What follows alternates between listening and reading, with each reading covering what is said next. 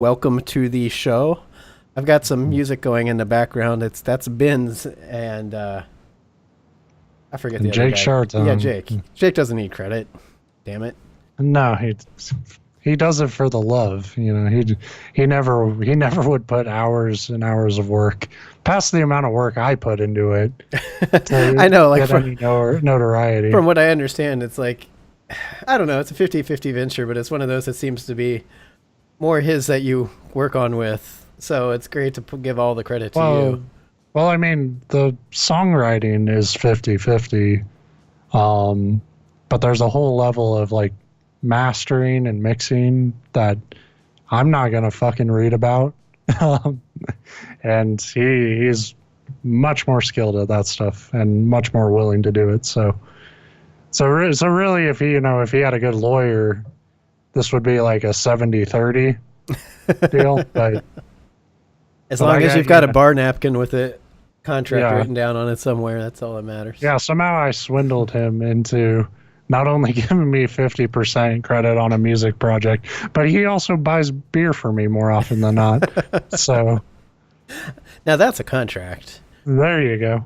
Yeah. But yeah, so we had a week off, and like we were saying before we started, every time we take a week off, it feels like a month off to me when we come back. It's kind of like, what am I doing? Where am I? Not We're that we, completely different people. yeah. I said not that we really know what we're doing when we're even in the groove, but whatever. Yeah. Since we last spoke, I played through some games. Work through some stuff. Yeah. Yeah, that's the funny thing about games is they can be good or bad, and we're going to talk about a couple today. Wolfenstein, I don't know if I talked about finishing that. No, I think you had just kind of started it when the last show we did. Okay, Wolfenstein's a bad game. No, it's all right, but it does something really fucking annoying to me, where in an effort to like raise the difficulty and like as you progress you fight stronger enemies, its whole idea of a stronger enemy is just like something like encased in a bigger chunk of metal, and it doesn't give you like any feedback towards, like, it was really pissing me off because like especially by the end, the final fight, like there's no feedback that you're doing the right thing, except after like a million bullets the final boss will go oh once and then like keep walking towards you, and then you do it. He just does that. He stumbles a little bit and then he keeps at you, and it just meanwhile the whole fucking room is filling with fire, so there's a sense of urgency, but you're also in fucking first person, so you can't avoid the fire really because you don't have any actual semblance of depth or like where the fire is compared to you. And honestly, that's one of the better bosses because at least he goes, oh, yeah, like the other ones are literally just robots. And so they don't feel shit. And you never know when you're actually hurting them. And the game gives you no fucking clue, like what you're actually supposed to shoot at, what you're actually supposed to do.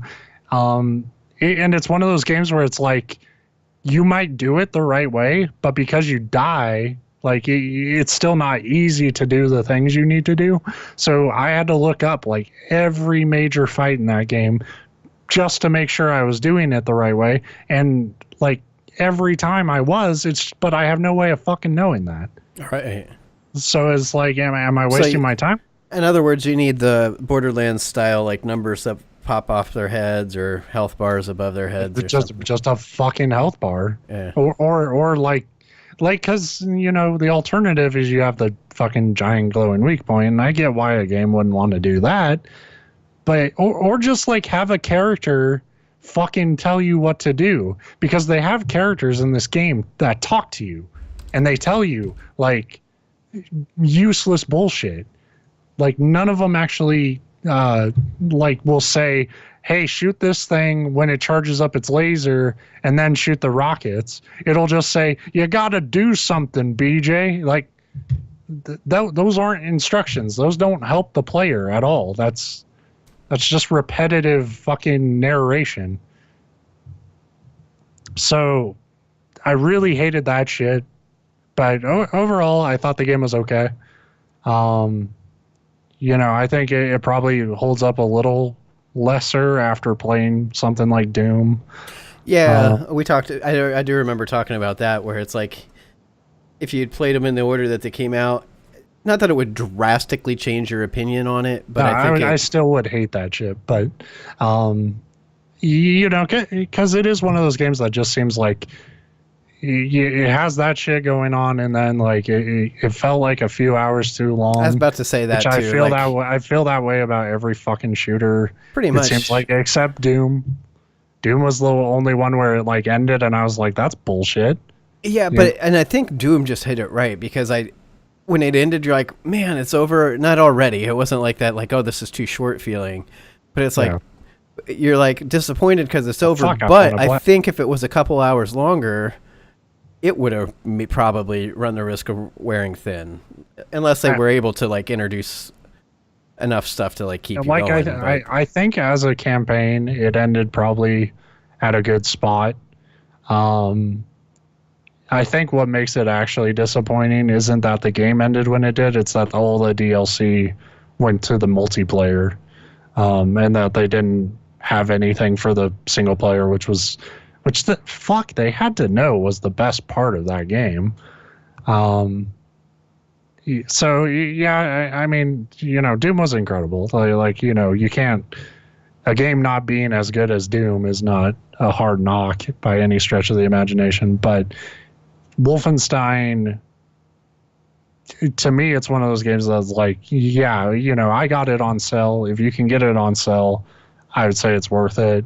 If you're like really excited for the next game and then like you feel like you need to catch up to it, I would say it's not that urgent. I mean, story-wise, maybe you'll be lost, but who gives a shit? It's about shooting robots and Nazis with robots. You don't need that much. At least, like I said, not until a sale comes back. Like, I got it for under $5, so that seems like a pretty good steal. But yeah, I mean, I would think a game like that would. Hey, everybody has their own value they place on stuff, but I think I could spend $15-20 on it and not feel ripped off. I played it. Well, I guess that doesn't count. I was gonna say I played it when it first came out, and I wouldn't have been mad if I spent $60 on it at the time. But the less you pay for it, the more value you're gonna see out of it, of course. And like right now, like when it's not on sale, it's like $20 now, and I think that's too much to justify it. Like, at least at this point, when there are other games out there in that vein that are stronger. But it's pretty solid. I'm giving it shit because it does a lot of things that irritate me, but it's pretty good. I like the hardline, like controversial stances that we take on stuff. By the way, around here, it's like it's not bad. It's pretty good. Yeah, we're hard hitting. But I mean, like, I did like the characters and stuff, and like the gun feel, which is you still sound dumb every time you say it, but it's an important thing about fucking shooters is like, how does the shooting actually feel? Like it's good, and the story I thought was like, it's not anything mind blowing, but it's a lot better than probably a game with this subject matter probably has any right to be. Like, I really did enjoy the characters and how they interacted with each other. It kind of does the fucked up, like, man, you like all these characters and you want to get to know them, and then they all fucking just get just sprayed, and fucking half of them are done, and then the other half die in the finale. And it's just like, yeah, I can't wait for the next game where like 2 of those fuckers survived. Or 3, depending on the choices you made. You've got the LSD guy, so there's that. Maybe. He's one of the guys you could off in the beginning. Well, yeah, but I don't know. Is it going to carry over your saves? Or are they going to just like... I have to imagine it does, because like it's pretty fucking final. Like, spoiler for the old ass game here, but you pick one of your allies at the beginning to basically fuck over and kill, and like how you like that person, they make it clear like that guy's not coming back by the end of that game. So, you know, like I imagine there has to be some sort of system for, you know, where that character goes. I almost got the feeling that Wolfenstein 2 doesn't follow the same timeline, though. Like, it's an alternative. I don't know. Like, the fucking... the whole story, like, there's nothing I saw in that trailer that would make me think it was its own timeline. Like, all that shit could fit as an actual sequel. All that stuff should fit as an actual sequel. Like, it doesn't make any sense for that fucking Frau Nazi bitch to fucking have the vendetta she does that's right. If it's not a sequel. I guess what I was thinking is more that, like, it makes it feel like pretty much anything that you didn't really matter because it's still Nazi control. It's not like you've liberated the United States and now everything's hunky-dory. No, you're just that whole game's just about Death's Head. But yeah, you know, so I finished that up, and then I picked up Edith Finch. Mm-hmm. What remains of her, to be precise. You lied to me. You told me that game was good. I love it. I like it a lot. Again, I'm kidding. It's not. It sounds like, because I compare it to Ethan Carter, and it's hard not to. And it sounds like it's just I liked it a little better than Ethan Carter, but very close. And it sounds like you were the other way around, where you liked Ethan Carter better, but you didn't seem to hate Edith Finch. No, I honestly, what bugs me about Edith Finch, after I played it, I kind of had a long conversation with my brother about Edith Finch and those types of games. You know, the dreaded walking simulator, and like. And why I kind of feel like most of those suck, or in the areas that they suck in. Like, why is it like something that's so linear and so story driven? Like, why are those like so hard to get right? In my opinion, and I think it's like in some ways it's just the immaturity of games and the people who make them. And I don't mean like immaturity like. Fart jokes. You're right. I mean, like, I feel like there's a whole like wave of developers who they really want to tell like those sort of deep, sort of singular stories, and they just like they have the idea for a game, but they don't have the story for it. And Edith Finch is one of those games to me where it's. Like it has all these interesting pieces, but none of them tie into shit. And by the end of that game, I was like, okay, what's the fucking point? And it seems like such a common cop out to me, where it's like, well, there is no point, there is no end. Like the actual story you were playing has nothing to do with any of that, because it's just, you know, it's a separate story from everything you played. Then there is no point, and you're a bad storyteller. Like that's a shitty story to tell. But I didn't find the ending separate from I mean, it's each is separate. Character is their own contained thing, but I don't know. It's hard to talk about on it without spoilers. But you're diving into those characters. Like the whole reason your character is there is to sort of solve the mystery of like what is kind of going on with your family. It's almost it's similar to a video game version of the movie Big Fish, where, you know, you grew up hearing all these stories kind of, and it was a weird, you know, a little bit more to it, but then putting it together and like piecing together between the stories and what actually happened. There's a lot more supernatural elements to it than a movie like Big Fish. But here's the thing: Big Fish was an awesome movie. Like this is not like Big Fish takes those fantastical stories, and you realize like the dad telling those stories is, you know, he's embellishing shit. But not nearly as much as you assumed as a kid. I love that movie. But you realize like those stories actually through the fiction tell a stronger story of who the dad is. Right. And that's how, the son like has come to see everything, and at first he resents it, but then he sort of like he starts to see like the truth in all the fiction. Like this doesn't have that payoff. No. Like this doesn't have that. Like you're seeing the fantastical, the family curse or whatever. And then she calls back to it like, well, there was no family curse. It's just, like this is like, it doesn't address the issue of the family curse. And even if it just like denied like the whole idea of like the family curse, the supernatural shit that happens, like if it just said like at the end, like this shit didn't happen, that would be more of a payoff to me than what it does, which is just sort of be like, and then we moved away and this is what happened. Like that, like to me, it just like, it doesn't, that's not a satisfying story to contain all these sort of, fantastical, micro stories within. And I feel like a lot of games just sort of, it's that idea of like you have that one cool idea, but you don't have the outline to put all that in. Like this seemed to really rush an ending to me in an odd way, where it like went for like the emotional kind of indie,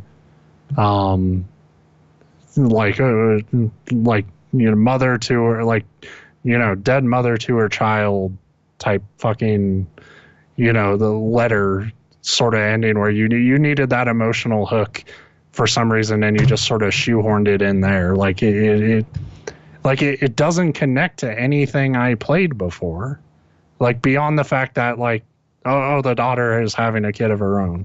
Like that's not, to me, that's not a strong overall story to like carry a whole game. But I didn't want to just trash it, because I do think a lot of those individual parts are cool, and they are the parts that like I would recommend the game over. I was going to ask fishery.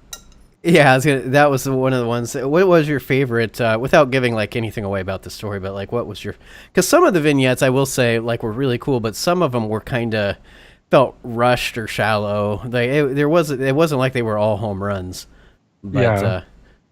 I thought the fishery idea, like mechanically, and visually, I thought was a really cool way to convey like a guy kind of losing his mind in a mundane, horrible nightmare job. And I'll say it ended in a way that not exactly what I expected. Like a lot of them, you could see the endings coming, and that one's one of them. But like the way that they did it was cooler to me than what I was picturing in my head, and we could talk about that off air. Yeah. But that's one of those. Like I agree with you. That ending, like it caught me off guard, but I really liked it. But it was kind of the point my brother pointed out when I was sort of describing some of my problems, and he was like, "Well, the problems these games have." And my brother's a lot nicer about games than I am, surprisingly. But he was talking about how he just played Life is Strange, and he was like, that game is cool, but there's always a problem these games are going to have with like pacing and like the sacrifices you have to make your game interactive will always fuck something up from a narrative standpoint.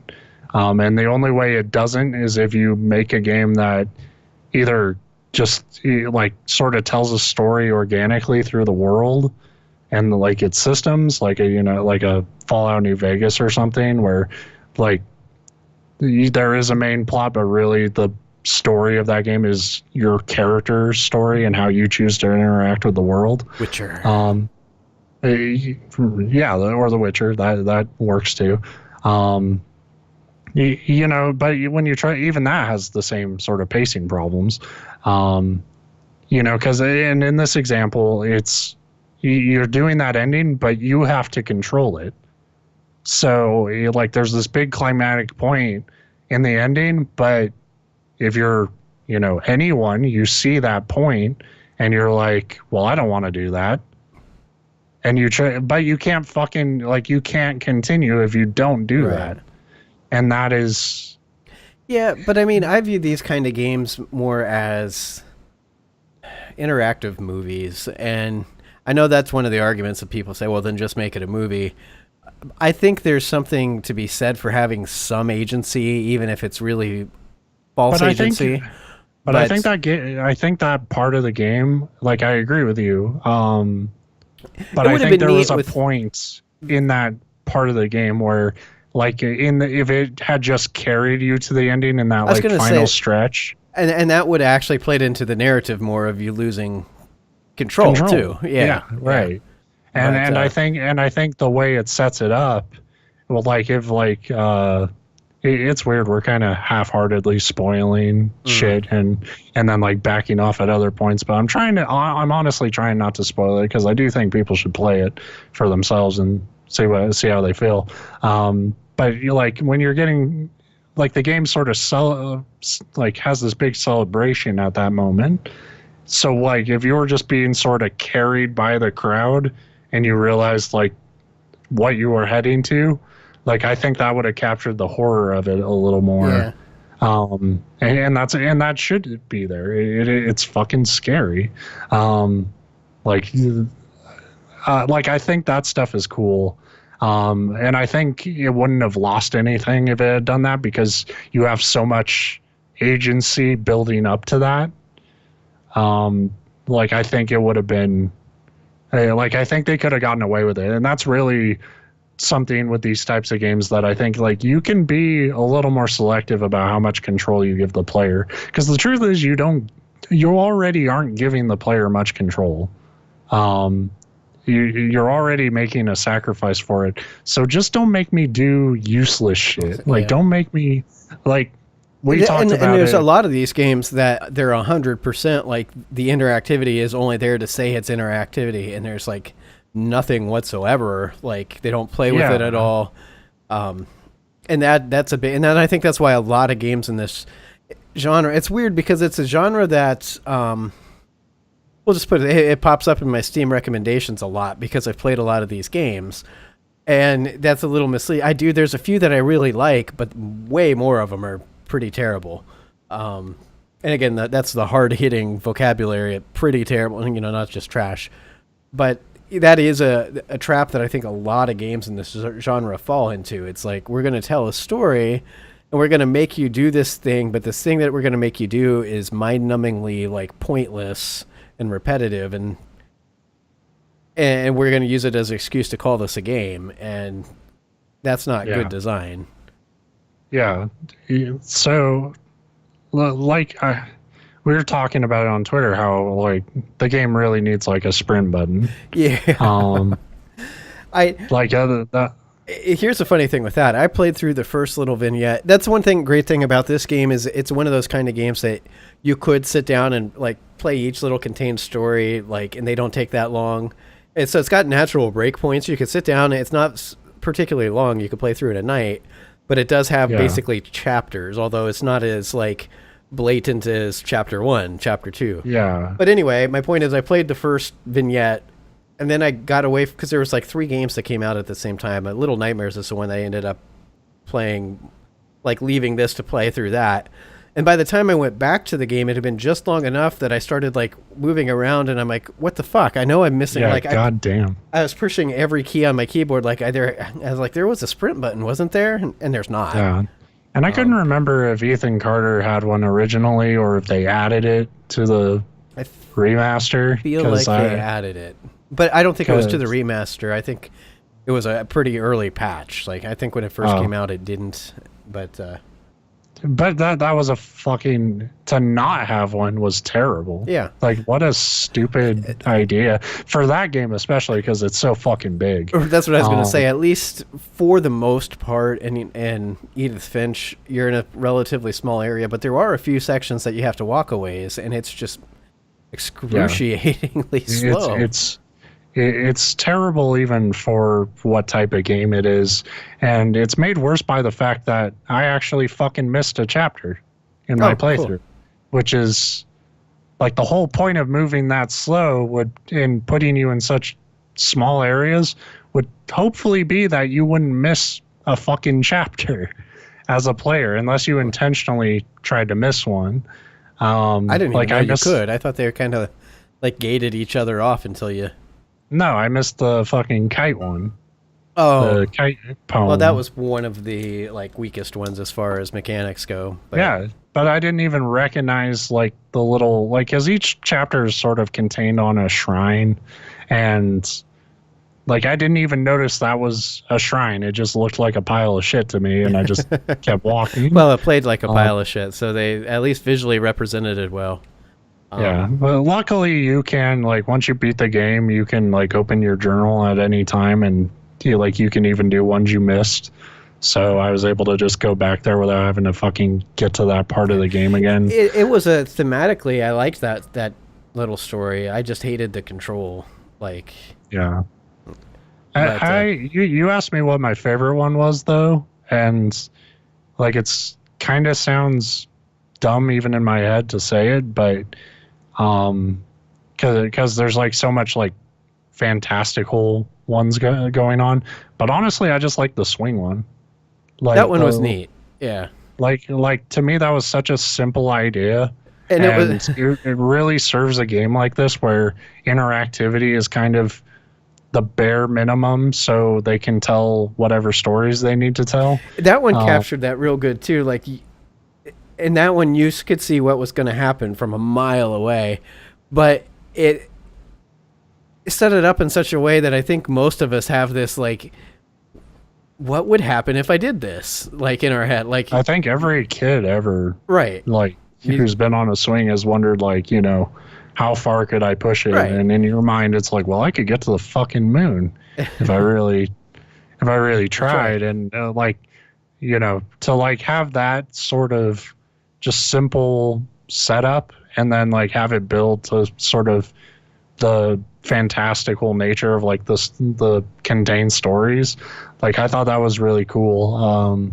I also liked I don't remember any of their names, but the guy who's like bunkered himself. Yeah, that's the one I was going to say. The uncle, I think he was an uncle, but yeah, that one was neat, and it it was another one that was kind of a weird setup, and it's not as fantastical as some of the other ones, but in a way, it is. It's more situationally fantastical than like paranormal. I feel like the one with the Tales from the Crypt, like comic, could have been better. I think it should have been better. The way that one ended, right? But I really liked the uniqueness of its presentation. Yeah, but when I say it could have been better, a large part of it to me is that presentation could have been better. Like I mean, I liked kind of I liked the setup for it, but it seemed very limited. Once again, like they kind of had the idea, but they didn't have it fully formed yet. And part of that might just be by nature of like the plot of that contained story, because like you said, the ending is kind of it just sort of ends, and you're like, like as somebody who likes that cheesy horror like Tales from the Crypt shit, like it's like, come on, you could, if you're a real fan of that stuff, you can do better than that. But I like the idea. Like the game has a ton of like interesting moments. I thought the hunting trip with the dude and his daughter, and they were taking pictures. Like I thought that was a pretty like that had a surprising amount of variety to it. Like the things you could like take a picture of and that they would react to, like did a lot more than I thought. And for the most part, that's what one of the things I really liked is each separate story felt like its own, and a lot of them had their own mechanics, but they, for the most part, fit. Because that can go really, really wrong too. We've played games like that where it's like, oh, now you have to do this thing that has nothing to do with anything you've done before, and it just feels bad. Most of it felt pretty good play wise. But I like I said, I enjoyed it a lot for what it was. Yeah, I just I mean, the common theme there, where I put it with Ethan Carter, and the other game that comes to mind is The Brothers: A Tale of Two Sons, which is completely different style of game. how fucking dare you? But How what I dare mean you is, compare I love these games that can take you on like fairy tale, like they give you a variety of like little stories. They're like a short story compilation game instead of a like right now I'm playing Dragon Age Inquisition because it was $10 on sale, and I've got a lot of problems with the game, but I'm overall liking it. But I'm not liking that I'm 30 hours in and maybe a third of the way through the game, and it's my patience for long games has really, really dwindled. Right, like give me an interesting it's 2 hour game. It's so weird because I'm with you on that, but for like the last month I've been craving like a long game.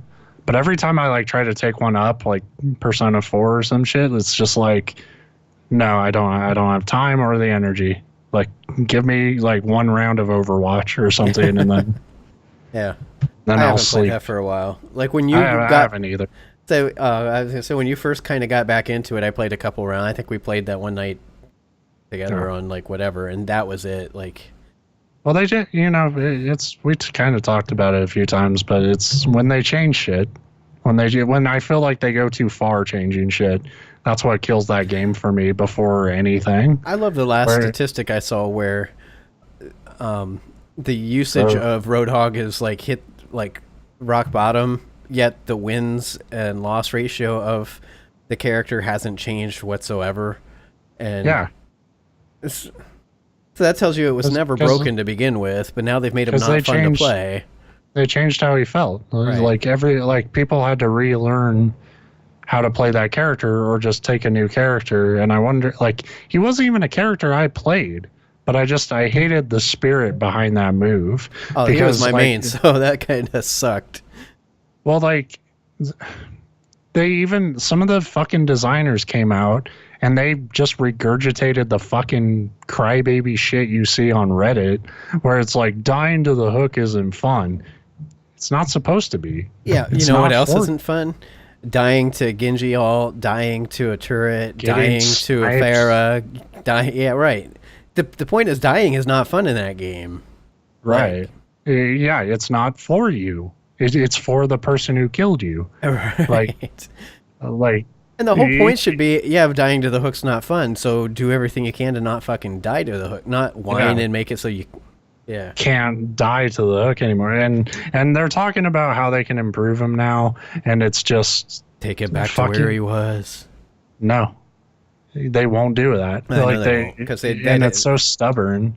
Like, they're saying now, like, how they can boost his defenses, and it's like, you could fucking actually make him a unique hero again, or you can just make him another tanky tank with like a million fucking barriers and stuff, because there's not enough of that in Overwatch. I was going to say, and that's the problem, is cause they keep digging themselves the bigger hole with things need to be tankier. Well, now you got to do more damage against them because they're too tanky. Well, now we'll just make them tankier, and it's like pretty soon the numbers don't mean shit. They're going to all have 1 million health points, but you're going to do 500,000 damage per shot, and it's like, great, you made your numbers bigger. Good job. Yeah. But I mean, it's not a terribly broken game by any means. It's just, and the other part of it is, mine was less about they changed it, and now I'm kind of annoyed by that. It was more like I've put 120 plus hours into this game.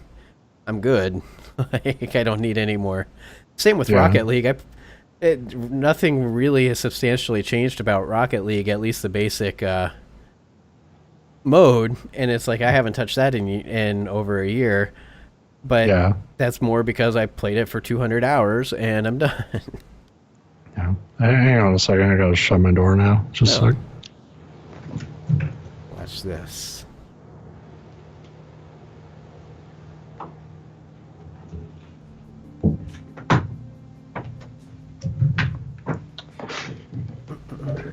People are home, so I gotta be silent. Sneaky. Yeah. And hot. Jesus Christ. So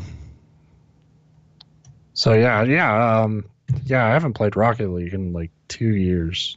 Um, it's and nothing really like fell apart with that game. That's just kind of how multiplayer games are for me. It's like now I'm kind of moved on to PUBG. Yeah, have you But I been know playing that much or? when I can, honestly, I haven't had the energy to play much of anything. Like when I'm not working, I was like celebrating my brother's birthday with my days off, and then yeah, our dog died, and just all that shit going on. It's But I been just saw it behind you. Is that a ghost? that's Yeah, bitch different face, dog. the last one standing. Um, yeah, Animals. so yeah, and so I've been really tired a lot. Too tired to play anything for any long period of time. But I play PUBG when I can. That game's the scariest fucking game I think I've ever played. Um, See, and that's why I haven't played it because mine barely works, and it's not even 100% of the time. Sometimes it doesn't work. Sometimes it kills my whole computer, and I have to like hard reset. So when I'm in it, I'm too worried about it running to like focus on the like. I've made it down. The best I've done, I think I was down to like 18 people left. So out of yeah, 100, that's not terrible. I mean, it's not the greatest thing in the world, but it's not terrible. But I never felt like, oh man, this is getting good. It was still more like, oh man, this is kind of jumpy every time I have to load a new area. Like, yeah. I only had it lock up on me once with like it kept saying there was lag, but like that's not everything else on my internet worked, so I know it yeah. was the game. Um, that was the only problem I had. The furthest I survived was 13 out of 100, um, which isn't that bad. But my brother survived up to 6. I don't know how the fuck you win at that game. Um, I'm so bad at fucking shooting. I'm so bad. Like I barricade myself in a little room with a shotgun. I stand to the side. A character comes in, not even facing me, and I just miss like 3 shots and then get killed. That's not an exaggeration. That's a true story. I've killed maybe 3 people in like all my matches combined. Yeah, that's kind of how I was. Like all the ones I made it to, all the ones like the handful that I made it like relatively high, I'd maybe have a kill. Yeah, yeah. It's so fucking. It seems like the best I do is always when I'm really like keeping to myself. Like if I try to like go in with everybody else and like parachute out around the same time and stuff and like, just get right into the shit, it seems like I'm just dead immediately. But if I kind of wait for everybody to sort of jump out and like pick my spots and like barricade myself when I can, I get a better run going, but I always end up in that situation where it's like, well, fuck, I was just at the border and now the fucking zone is as far away from me as possible. So I have to spend my entire time sprinting to get back into the zone. That's what I didn't understand because we had talked about it. I would always immediately start working my way to about the center of the first zone. Like it doesn't stay the same center and keeps shrinking, or at least I don't think from what I noticed. Oh. But the new zone's always going to be at least inside the old zone. So you're pretty safe bet to just try to head towards the center of the current zone. But that means you're constantly moving, and the more you move, the more you're going to run the risk You're a of somebody. target, Right. yeah. But if you don't, like I said, especially towards like as it starts to get smaller and smaller, there's a bigger distance between the borders and less time to make it there. Yeah.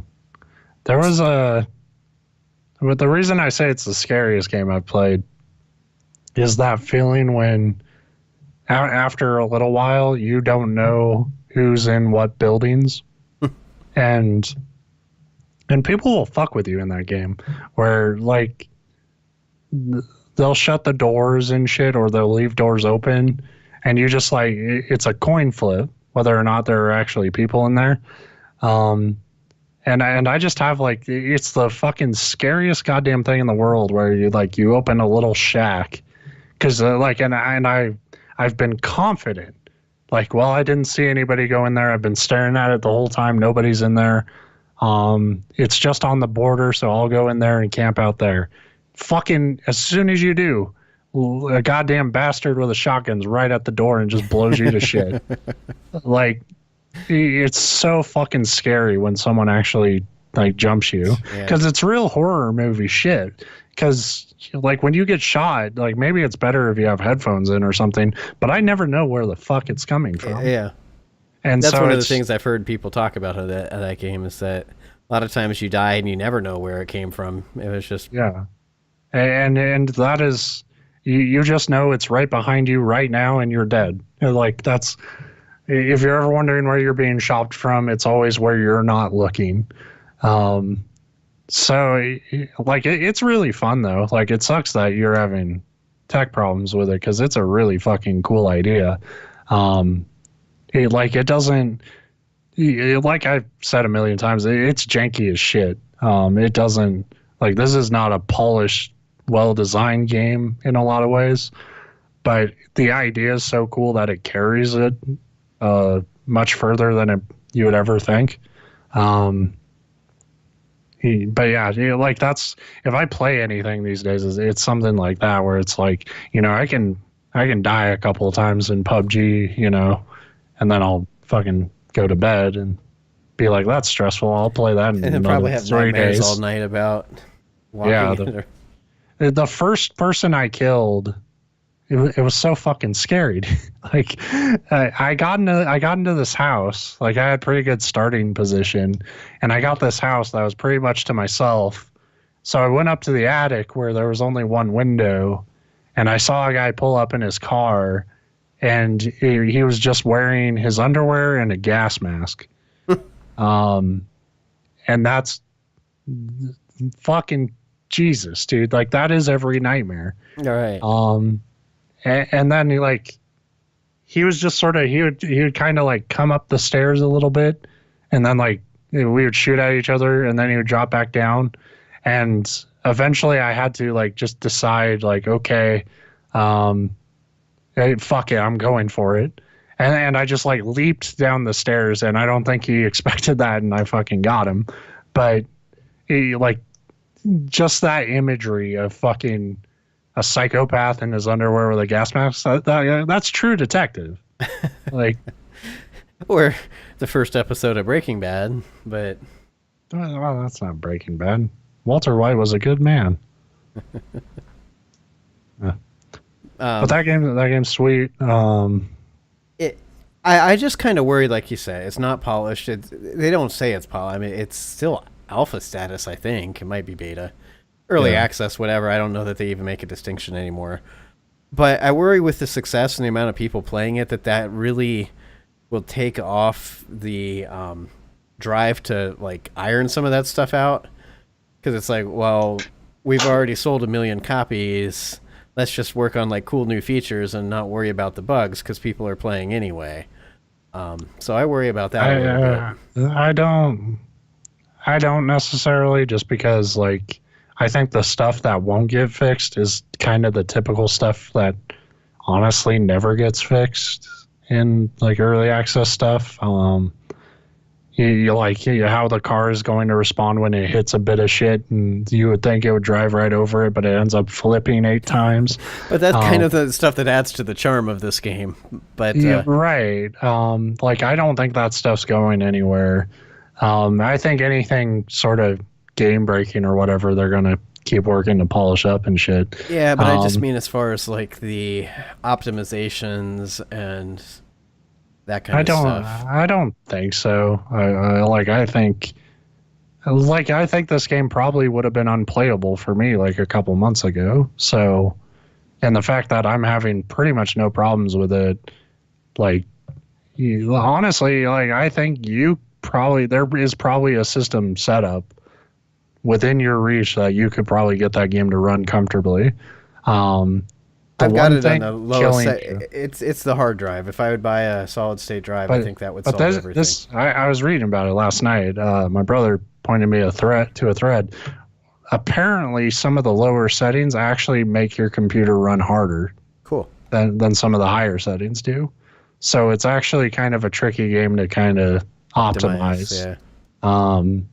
But like I said, I don't know exactly what your build is, so it's maybe your computer's that special snowflake that can't play fun.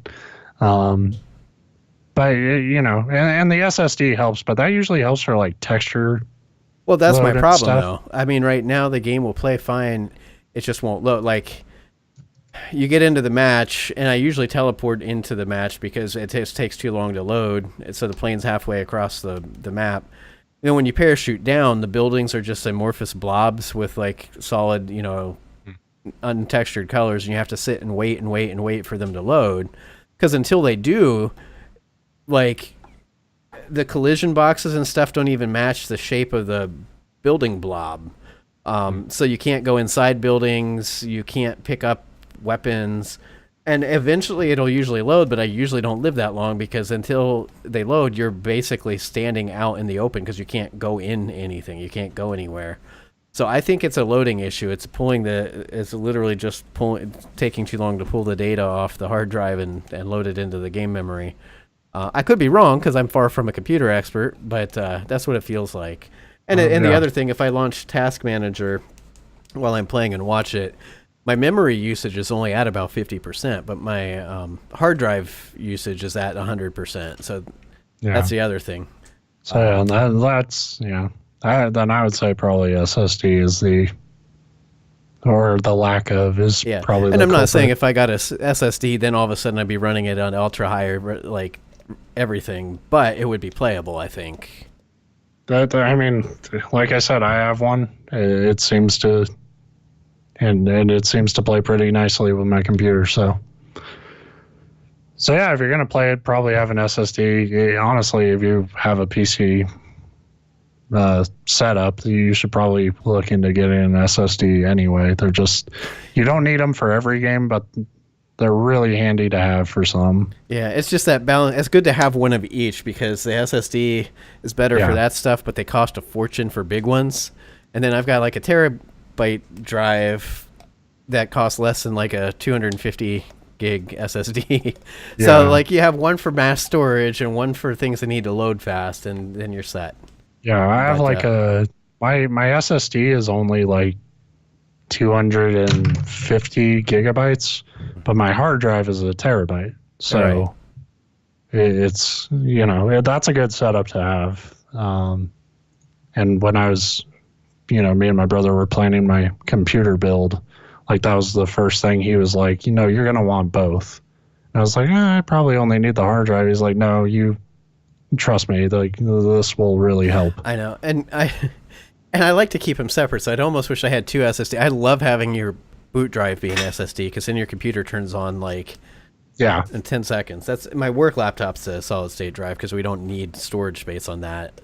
And That's the thing. Like I only use my SSD for like major like system stuff and like the few games that just play better with it. Everything else goes to the hard drive pretty much. So yeah, they're cool and usually are just here and there. There's usually pretty good sales. I was gonna say the 250 it wasn't that bad. I mean, it's in my price range. It's just something I haven't bought yet. I spent all my money on that boat. Yeah, and that's worth it. Boats are cool. It's a cool boat.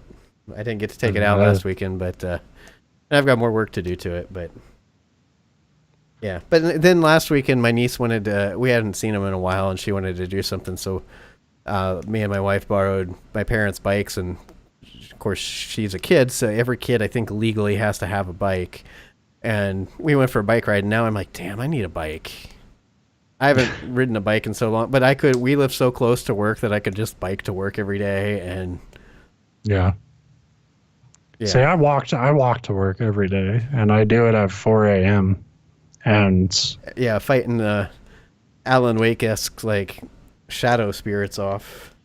Dude, it's so fucking scary. I don't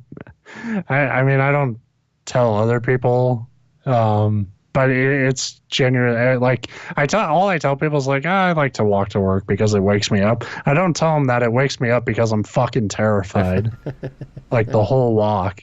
What was that? someone was playing. Was that the Halloween music?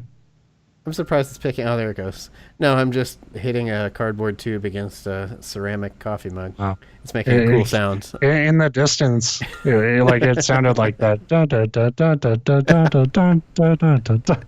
Perfect. I was like, oh shit, like we're getting to the horror hour.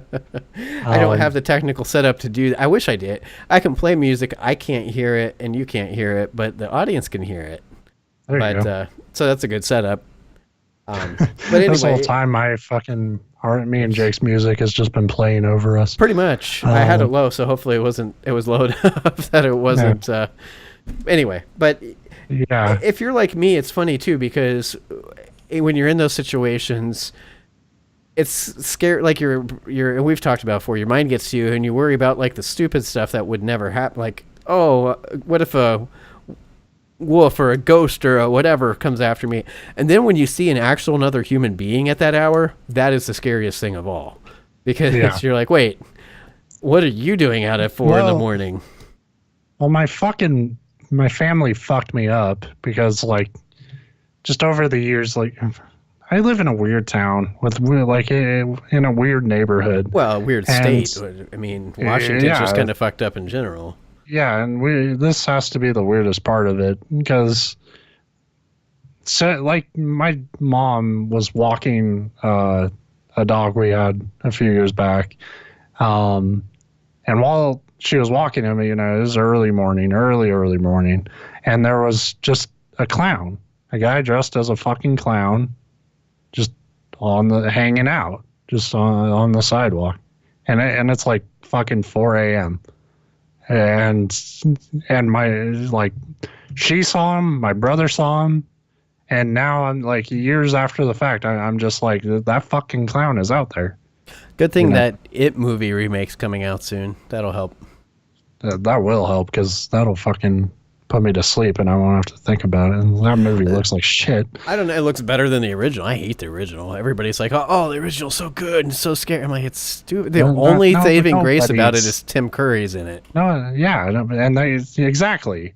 But nobody's saying that like, oh, that movie's so good. Come on. Oh, like, no, I've had a lot of people tell me that over the years. It's like, no, it's the narrative. Like the real fucking anybody who's like saying this looks like shit and Tim Curry was the best Pennywise, it's because Tim Curry was great in that cheesy, over the top.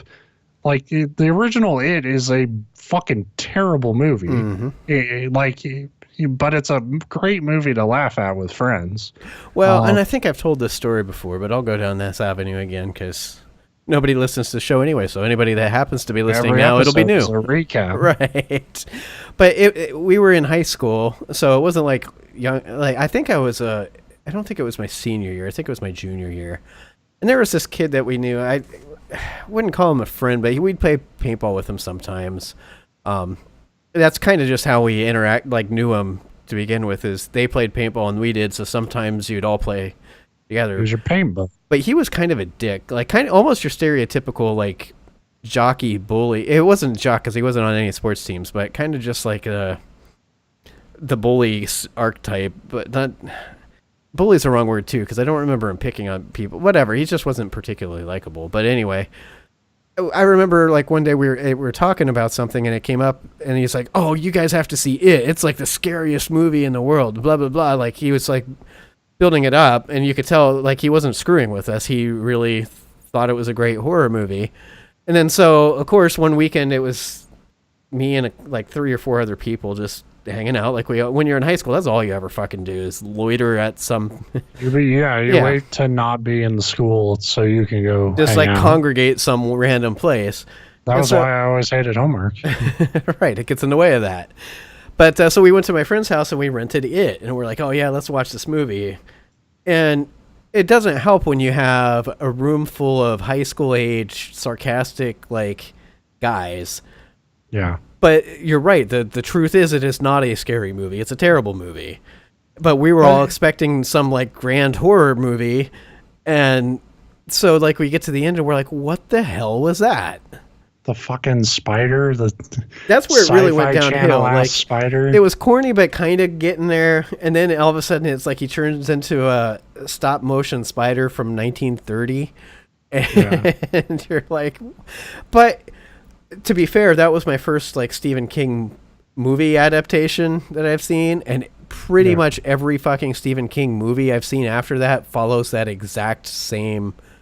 Like you could just use the same critique over and over for most of them. I mean, there's exceptions. Stand by Me, I like, but that's not really a horror movie. That's, as I said, not really. It's not at all. It's just kind of you're like, this is what it was like being kids. Remember? Yeah. Except I never found a corpse. And then what was there? He's got some of this. I think Pet Cemetery is supposed to be. I don't remember seeing that one though. Pet Cemetery sucks. Yeah, and then there was Cujo, and that movie was stupid because it was like a big Honestly, the ones that are the best are the ones Stephen King himself doesn't like. Right. He doesn't like The to do Shining. That's the one I was trying to think of, and that. But he didn't like The Shining so much he made his own, and it was shit. I remember there was one point years and years ago. It was weekend, and we were watching TV. It was real late at night, like 2 a.m. And we're just like scrolling through the channels, and we come across this movie, and we just start watching it. And it was about like a group of guys that were like deep in the woods, like they had left for a hunting trip for that weekend, and a bunch of weird shit started to happen. And it turned out like aliens had invaded, and the FBI or the army or everybody had basically quarantined off the woods and was going, but the guys didn't know because they were isolated. But they'd go out into the woods, and this alien or whatever would kill them one by one. And I don't know what the fuck the movie was. I don't remember what it was called. But the whole time it was awful. And I'm like, man, this is like a Stephen King movie. And it gets to the end, it's like based on a Stephen King book. And I'm like, son of a bitch. Yeah. Like, when they're so bad, like you can tell instantly by how bad they are that they're. Yeah, but I mean, you were saying like how the guy is like, oh, it's so fucking scary. You gotta watch it. It's like. My guess is he saw it when he was like 7 and is remembering it from that. Sure. But every fucking terrible horror movie has a fan like that. That's true too. Like horror, there's tiers of horror movie fans. There are people like me who think 99% of them suck, but a lot of them are really good to laugh at. And then there are people who like actually think every movie that says it's a horror movie is actually scary. Well, and that's the other disclaimer there. I can't think of I'm not a fan of the genre anyway. I'm like I think most of them are bad, and I don't even like watching them in like a haha this is bad sense.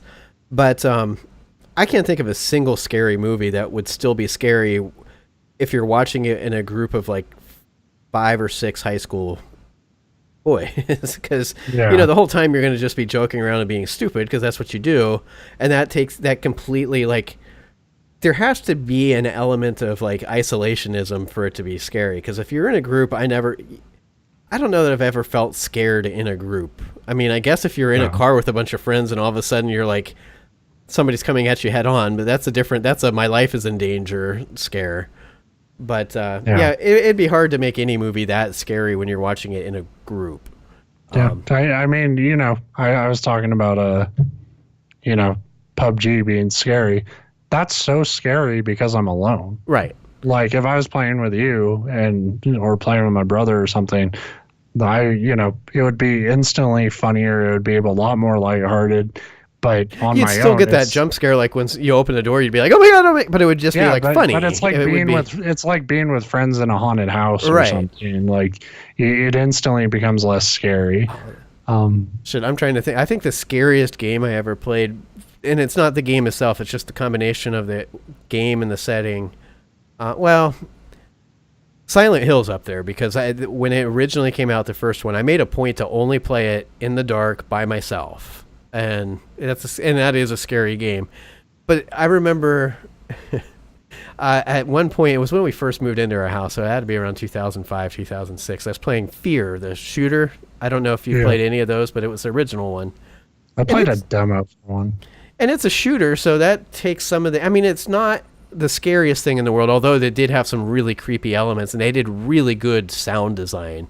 And I'd be playing it with headphones, but I remember one time playing it and I was really into it, and it was a really creepy part. But my wife was at work. Well, she got home, but it was so loud in the game that I didn't necessarily I didn't hear her coming in.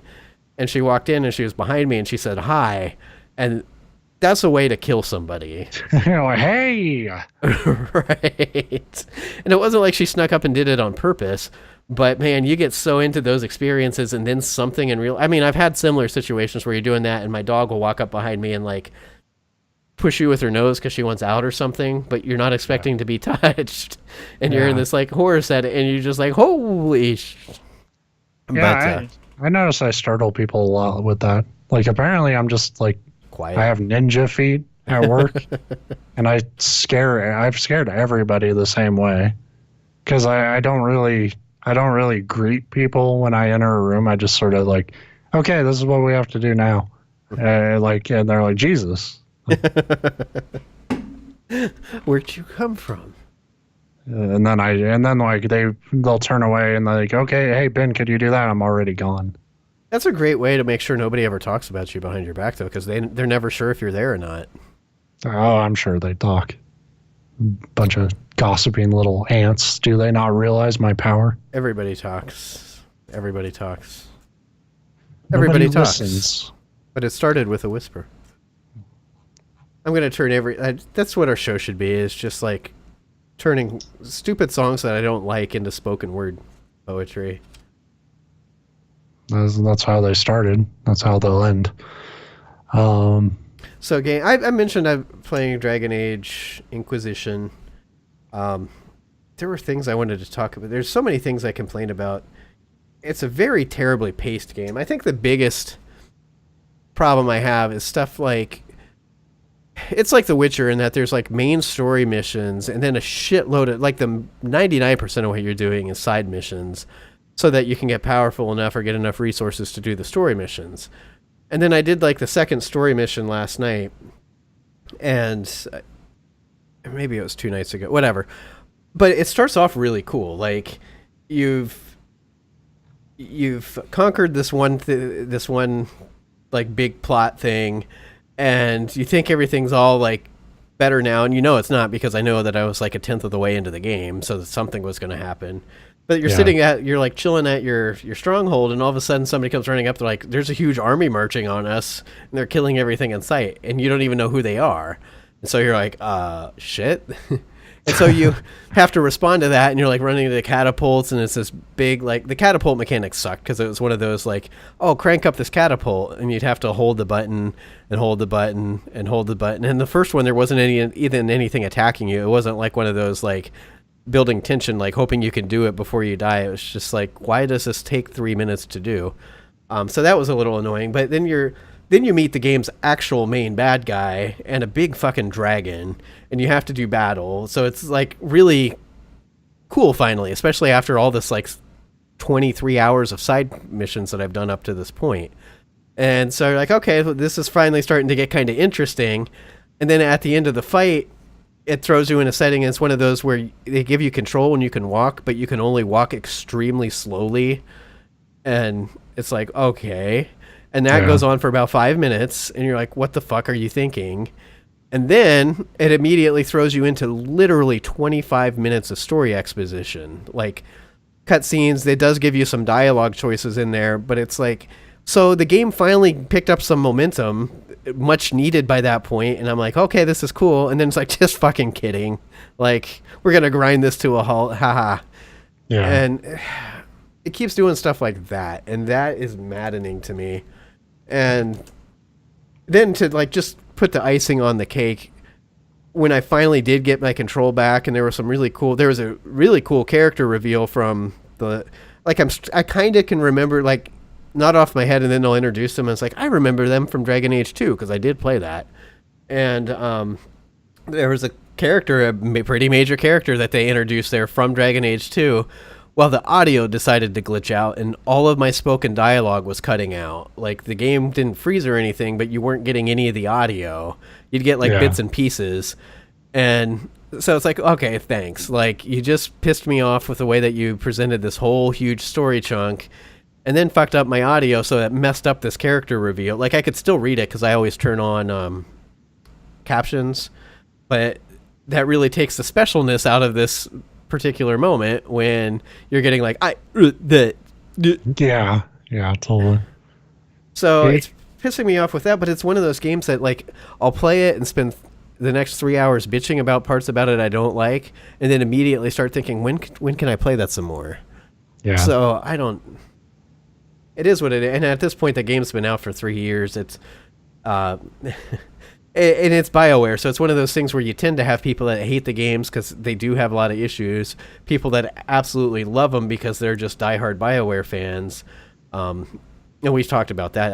I'm not like making fun of them. If you like a thing, you like a thing, but I think those they tend to give a lot of things passes that probably don't deserve passes, and I'm kind of falling in the middle. It's like there's points that I can see that I like. They are starting to introduce new mechanics, like taking keeps. You come across keeps that are overrun with bandits, and you can like, if you go through it and you're able to kill them all out, you get the keep, and it becomes one of your like Inquisition fortresses, and that's kind of cool.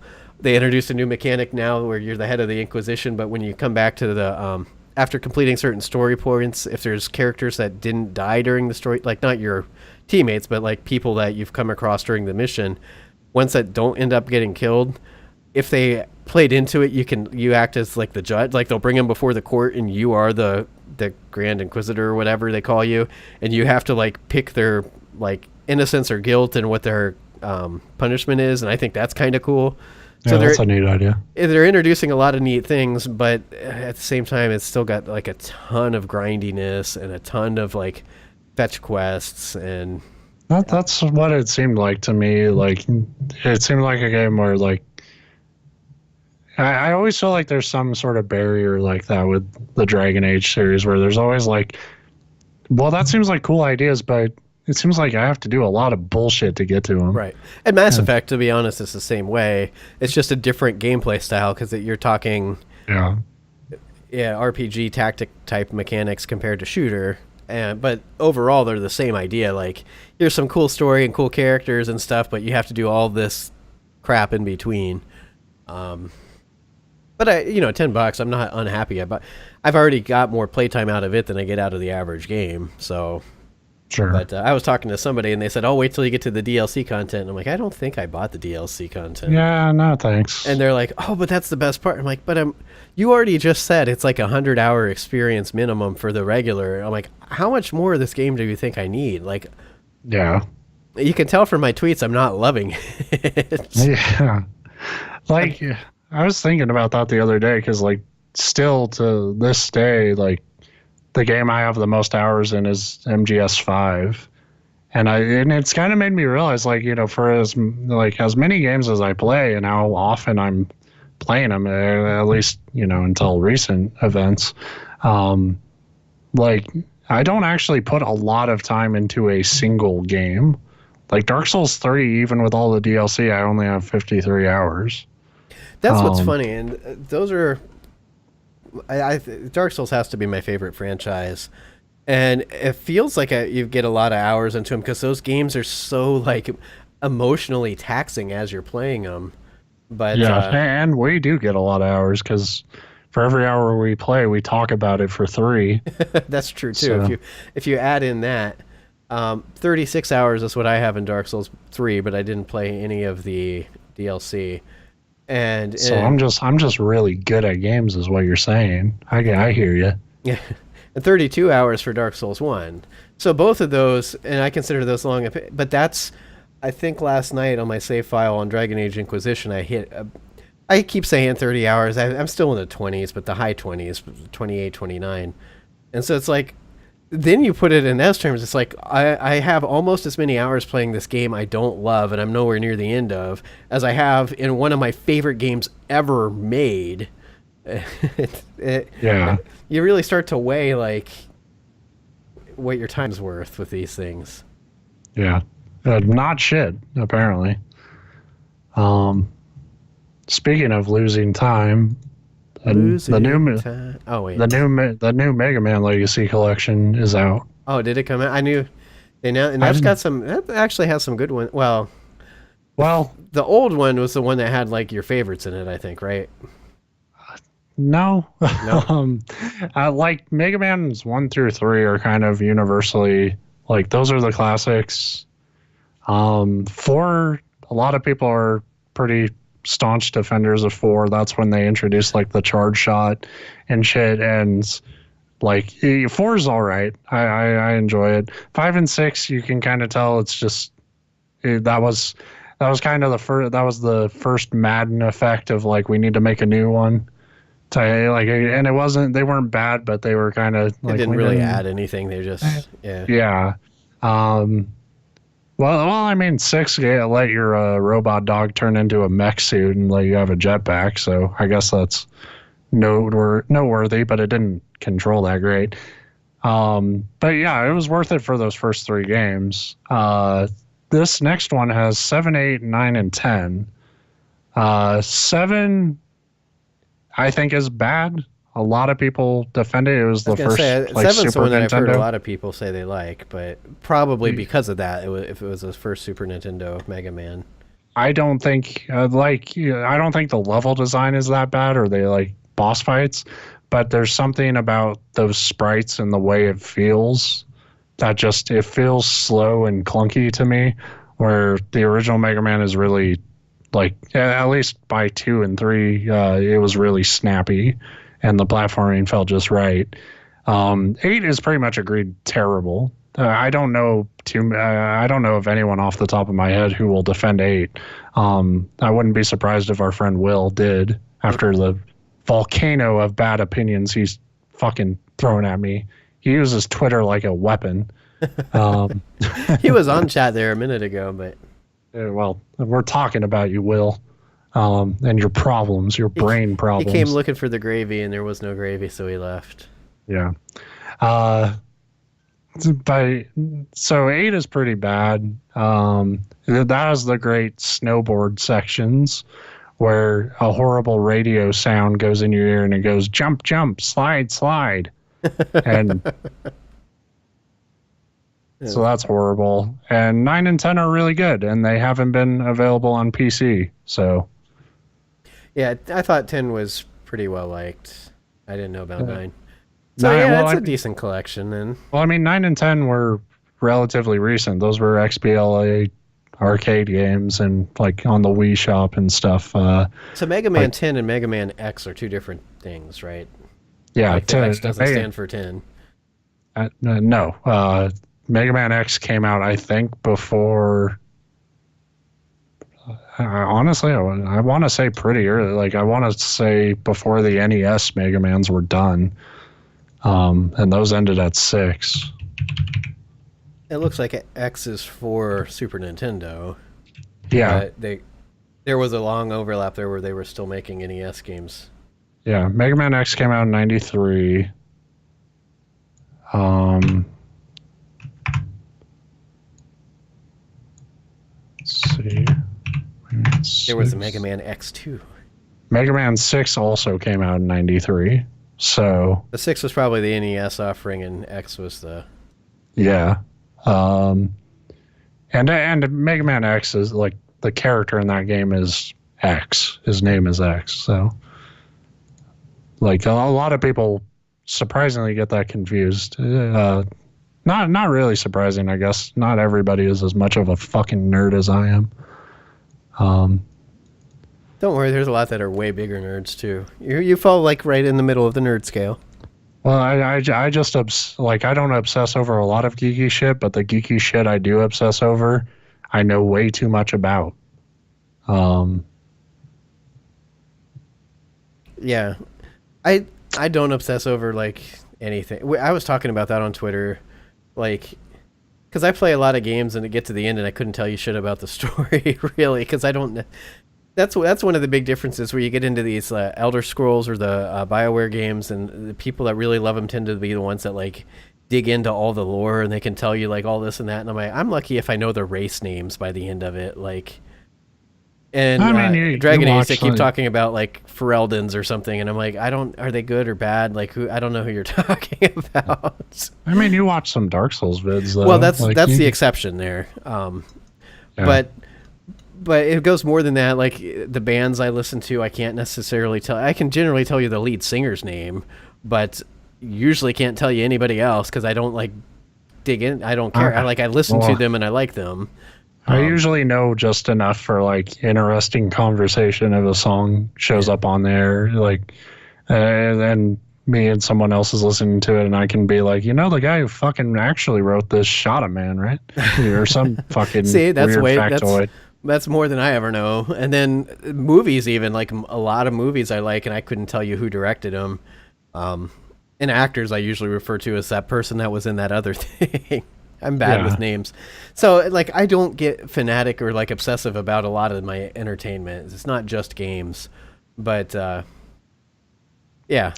there, like I said, there's exceptions, Dark Souls and Bloodborne even, but Bloodborne being a single game, there's not as much of an like overall like huge woven world, which is disappointing. That's why we're rating for Bloodborne 2. But that stuff was really cool. I could sit and listen to that. But part of that had to do with the way that they painted it all as a mystery. It's not like I'm not picking on, but I'm using Mega Man as an example because I have it up now on Google. Like, you're playing through Mega Man, there was never a point where I passed a tower in the background and thought, like, ooh, I wonder how that plays into the story. Right. So Dark Souls kind of gets you with that, but... Yeah, most of my knowledge of Mega Man is all just related to, like, when things came out, why things are designed a certain way, like the boss doors only exist because the little hallway before a boss fight in those games only exists because it was originally supposed to come out for the Famicom disc system, so it was to give the disc time to load the boss fight, but it never actually came out for that. So like it's just this weird little thing they never took out. And now it's like a tradition in the series. And what's funny is other games have picked up. There's so many games that use that, like, here's the hallway before the boss for no reason.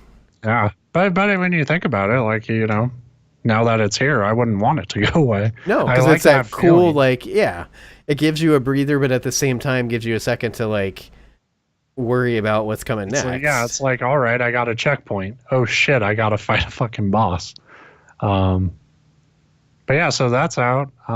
There's a couple of things I wanted to just mention coming out. Sonic Mania is coming out on the 15th. That's the one that looked really good, and I didn't think it was coming out that soon. That is the one that Sega did the fucking Capcom thing where you just hire a bunch of modders who you guys actually understand our game. How about you make one? Yeah, who still love and care about our iconic franchise. So we're gonna just let you make a fucking game. And so yeah, I don't want to speak too soon, but it looks like there's a good old school Sonic game coming at you soon. Well, and then the other one that they announced alongside that one didn't look half bad either. Like Sonic Forces. Yeah, I think. 'Cause there's the one, Mania's got the old school look and the old school feel. And then the other Sonic one Forces had like... it's the Generations, sort of like they're going back to the Generations style gameplay with that one. And they're bringing back like the retro Sonic levels and the modern Sonic levels, and like what I've seen of that game looks pretty good, except the style of it, where they have where your score and your rings and shit would be in the top left corner, has just a black box that just takes out a chunk of your screen, and it's just aesthetically it's a really fucking stupid and ugly presentation. Well, especially given how cool the rest of the game looks. Right. Cool, but modern and the graphics look good. Yeah, so I hope they don't keep that or they give you a way to turn that off, because other than that, I like Generations. I didn't think it was amazing, but I had a lot of fun with it, and I would be down to play another one of those, but I don't want it to look like shit. It's funny that between the two, though, the one that's more questionable is the one that they're making, and right, whatever. Well, because they had something that worked with Generations, and then they went to Lost World, which completely changed the gameplay. Some people defend it, but most people are kind of on it. And then they went away from that and made a Sonic.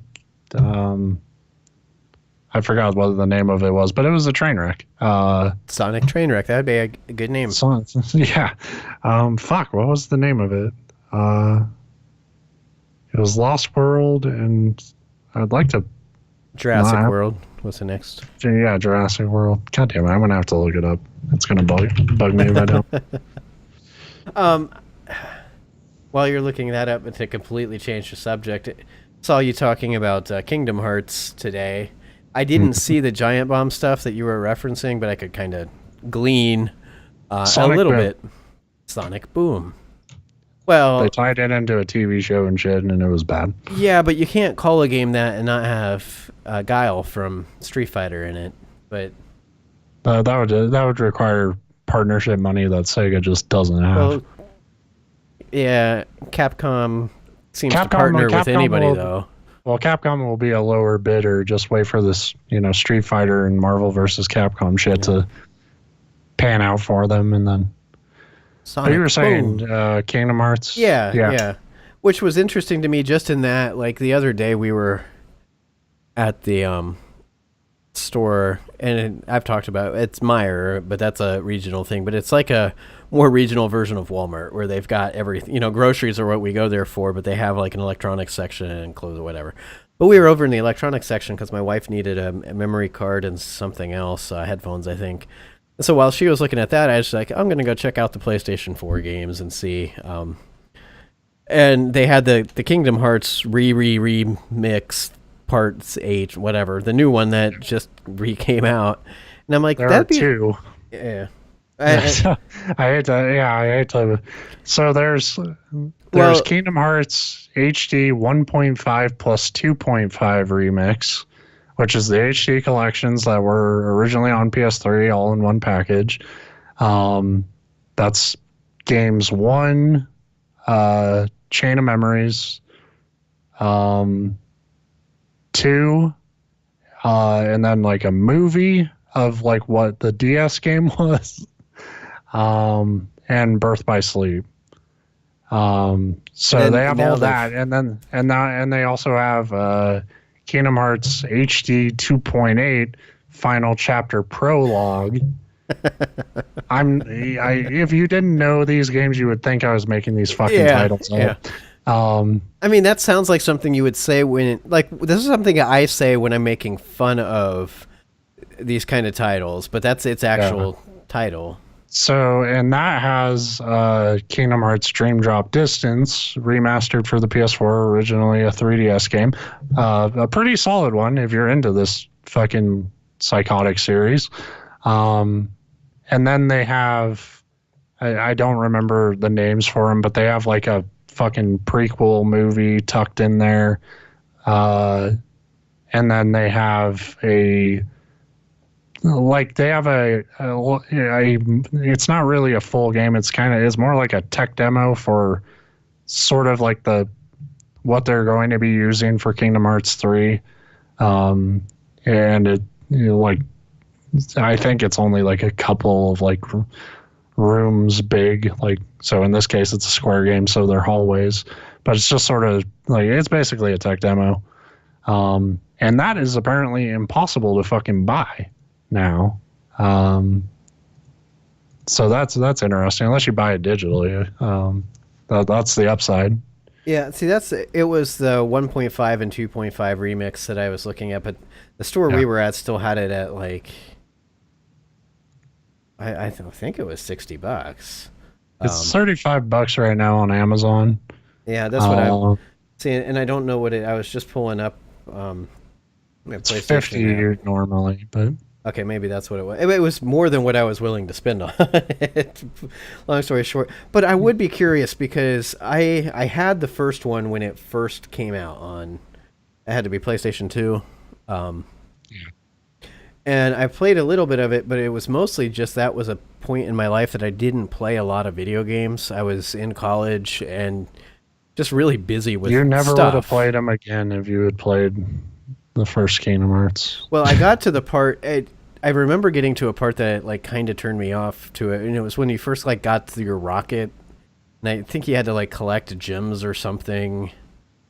And well, you don't have to. the fucking the gummy ship stuff in these games are so fucking pointless. You really just have to survive to the end, and that's not hard to do. And it gets easier as the series goes on. It's like they realize that like this isn't fun, but we're not going to get rid of it. So, well, we need the dumb ship customization feature in our weird fucking game. Like, these games are so fucking weird, and part of that is what is the appeal for someone like me is like, just what fucking weird shit are they going to try to add to this? You know, what's really a marketing tactic to be like, hey, what would happen if Square teamed up with Mickey Mouse? Apparently, one of the most like fucked up series I've ever seen in my life. Yeah. But that's what's funny, because that's the 100% the draw to the game is it's like, wait, it's a JRPG with Mickey Mouse and Goofy and Donald Duck. And like I was talking about in that Twitter rant about like, why do I like them when I can, like, the whole thing is like came out of the fact that like Giant Bomb is doing a playthrough of the series, and they just started it and they're shitting all over it. And people are like, Kingdom Hearts fans are. I say this as a fan, but like, you're being unreasonable about what these games are. Like, they're not good. At least not the parts they're playing. Like, I think you can muster a defense for some of the later titles in the series, but the very beginning of the first game is one of the most painful fucking intros to any game I've ever played. All I remember is something about a beach. And I felt that way at the fucking time. Yeah, you're on the goddamn beach, and you have to like go find fucking mushrooms and shit, and your character can't jump, and you can't hit anything with your wooden sword because you don't have any abilities yet, so combat is miserable. A lot of RPGs, I've talked about that. Final Fantasy does that a lot, and I hate it. It's like the first 4 hours of a game, it's just like, oh, you're in combat. Do you want to attack? And it's like, and it's like, no, just attack. That's the only ability you have right now. Like, well, then just autoplay this shit. Like, well, this isn't like that. Right? Like, this is a action game.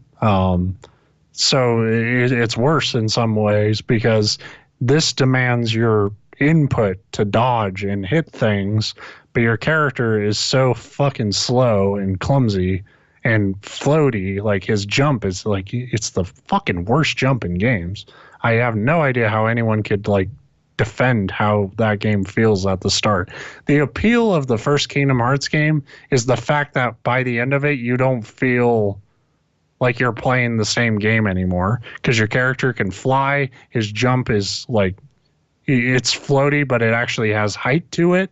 So it's not just this like kind of like you jump but don't really ever clear anything and then you slowly float down.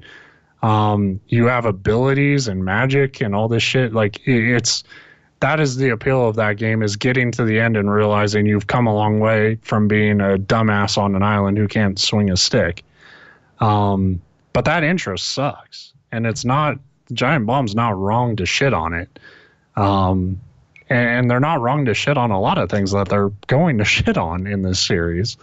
You know, but the appeal for me, like, you know, even though I don't think it's necessarily a good series, is just how fucking weird it is. Like, one, it tugs on that Disney nostalgia that a lot of us have, but it also, for what is a marketing tactic, is actually one of the more imaginative. Yeah, puts it in an interesting context instead of just being like, oh no, Mickey's kingdom lost its color and you need to collect paint blobs. Yeah, like it opens up with that sort of like, oh, you got to stop Maleficent.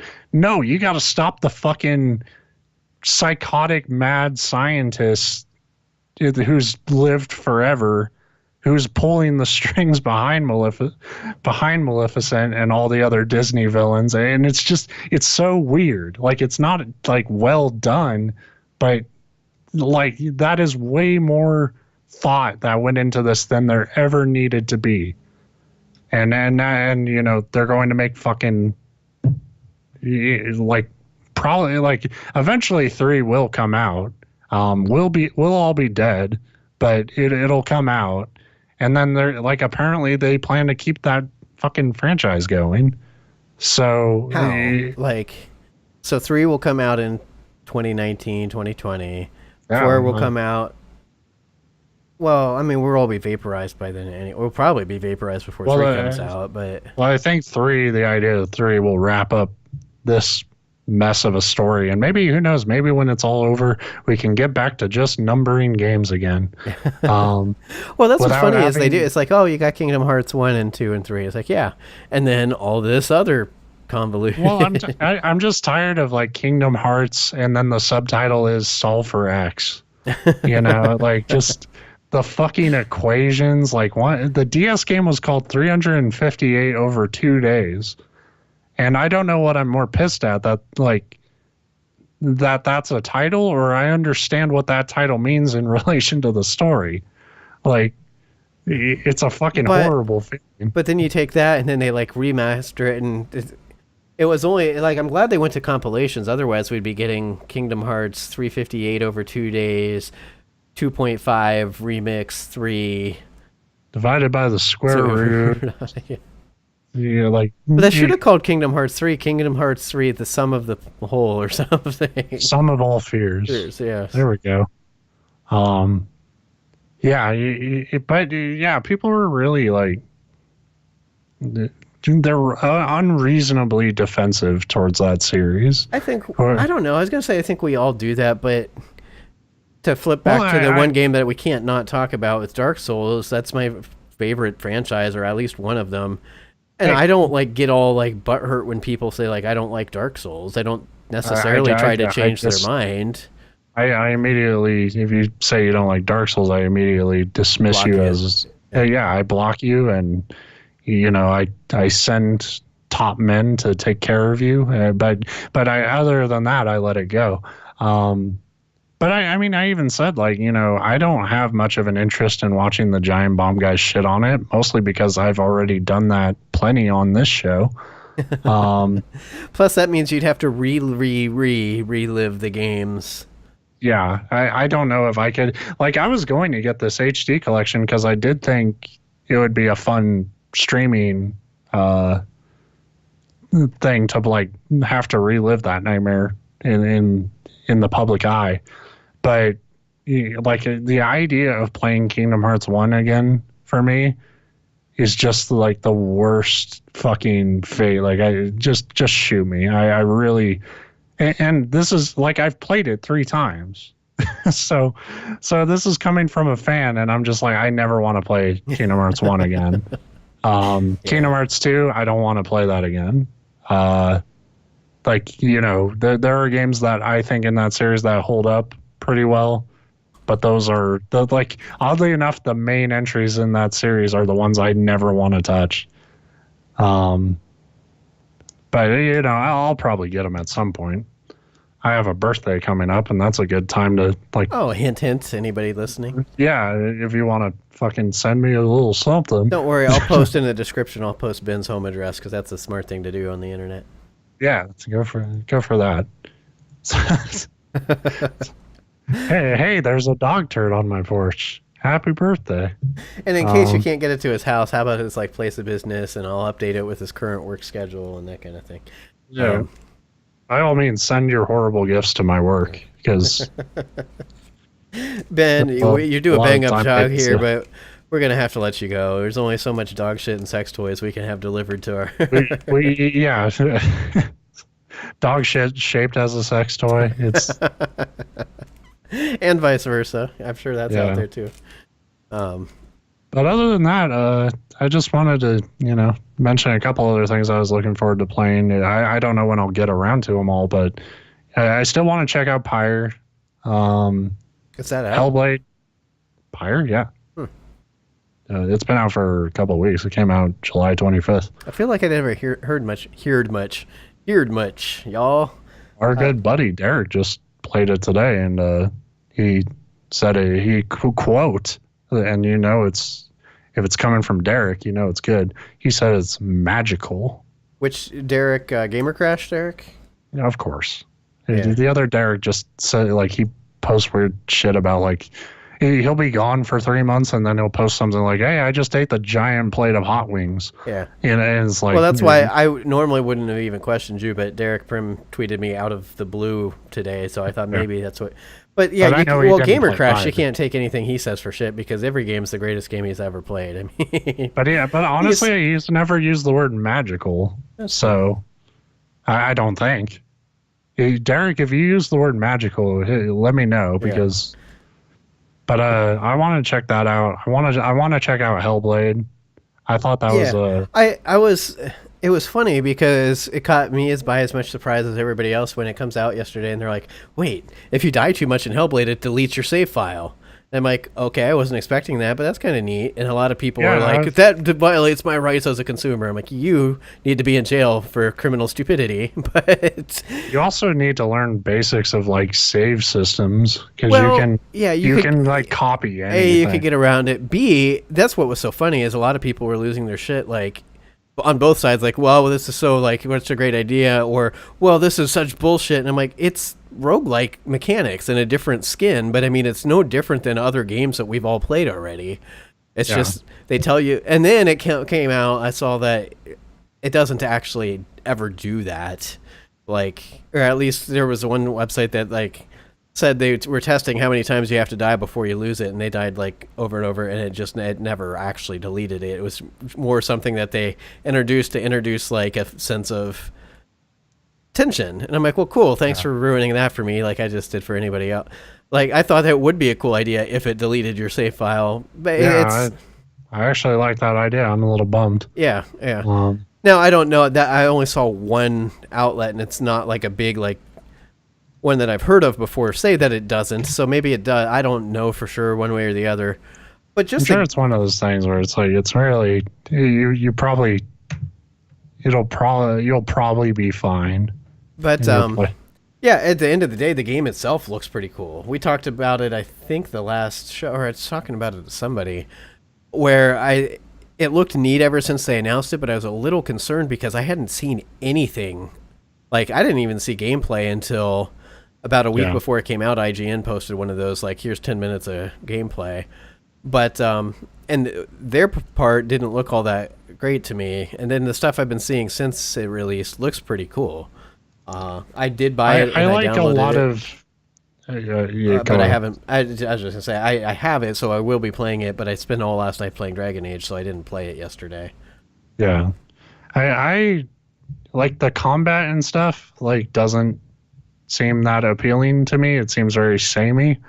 Yeah, it looks like we're going for a Dark Souls feel, but don't understand a Dark Souls feel type combat. Kind of, and like, but I like a lot of the ideas behind like that story and what that world they're building, and kind of how they're like. I heard about how they were like exploring like types of mental illness to like convey sort of the madness that their characters going through and stuff. And I think that could carry that game a long way. The environmental design and the visual design all looks really cool. So yeah, I'm looking for it. If it's not written as bad as fucking DMC was, then they could have a pretty cool game on their hands. We talked about this earlier. It's supposed to be about an 8-hour experience, and that sounds really fucking good right now compared to 100 hours. Sure. But I heard Jim Sterling had a bit of a to-do about the game, because when he reviewed it, he gave it a 1 out of 10 because he got a game-breaking glitch that he hit a point where like something like a torch died out or something, and then the game auto-saved, and he had no way to recover. So he would he could not win. And he got pissed, and he wrote like a 1 out of 10 review. And then I think that same day he was like, he took that review down and was like, I don't know how I'm going to handle it from here, but I'll, for now it wasn't fair to the game just because I was mad about that one thing to discredit everything it did because I hit one bug. And that got me, we're kind of running long here, but I did want to bring that up because it got me thinking about when I've done that, which was with Hand of Fate. Right. And because I'm stubborn, I'm still kind of in the mindset of like, well, that wasn't quite the same because I wasn't enjoying that game before Yeah, it fucked me. right. And I've had games like that where it's like, this is excruciating to begin with, and then something like that happens that would make you start the game from the beginning, and it's just like the prospect of that, you're like, fuck that. Right. And that was kind of the case there. And I don't think I gave that a 1 out of 10. I know I gave it a really bad. I still think you gave it like a 5 or a 4. It definitely wasn't a 5. If I gave it a 5, that was a mistake. I think I want to say 3. No, I did not mean joystick, Google. I meant to Njoystic.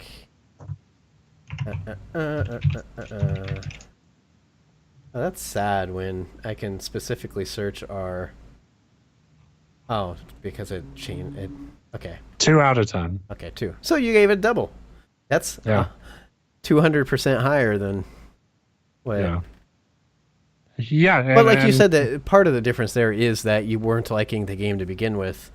And it sounded, from the little bit that I heard of that, and I'll be honest, I've got thoughts on Jim Sterling.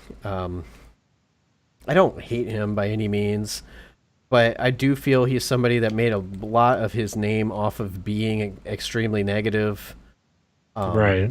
To begin with. So, and the problem with that, I mean, that's fine if that's your thing, and it's fine if it's like he calls it as it is, which I think he does better at now than he used to. But it put him in a spot where now anytime he does something like that, it automatically to me comes across as a attention thing rather than an honest, like, professional review thing. And that's probably unfair of me, but that's kind of where he's landed in my opinion on that stuff. To be fair, I don't really pay that much attention to what he does one way or the other anyway. Yeah. And I'm not saying that as a negative, like you shouldn't, and I don't, whatever. He's just not a person that I particularly follow. But I did see a little bit, because when I say I don't follow, I do actually follow him on Twitter. It's just I don't pay real close attention to the things he does or says or posts. And I did see him talking about that, like the pulling it back. And I get that. Sometimes you'd like to say, hey, you've been in this game long enough, you should know better than to fire something like that off right away because you're mad in the heat of the moment, but it happens. And especially it happens when your quote publication, I don't know if we still say that for websites, but like when it's yours, like, and now that his reviews are just to his site, like, you know, who do you run your review by? Right. You know, like, and that's kind of, you know, there's a lot of shit I've written where I've been like, ooh, that was a bit harsh. I've never taken anything down, but I've usually been like, well, maybe next time I won't do that. You know, but there is kind of that feeling, you know, and that's why I want to talk about it. There was that kind of that feeling of like, well, why'd you post it in the first place? Like, you know, like, why take it down? Like, why not just like, you know, to take the score off it? You know, I mean, like, that is a real thing you experience, then, you know, and people came to read it. So, well, like, why not just let it ride? I don't know. I guess I feel that way just because I think reviews are pointless. And like, so to me, it's like, well, just tell me what happened when you played it, you know, and I'll take any recommendation with that in mind. But for a lot of reviewers, they still have like this, like, well, you know, it's not fair to the game. It's like, well, it's not.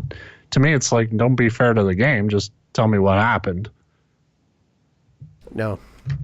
You immediately say it's worthless and nobody should ever play it, even if they address a problem and fix the glitch that broke the game in the first place. Just be like, nope.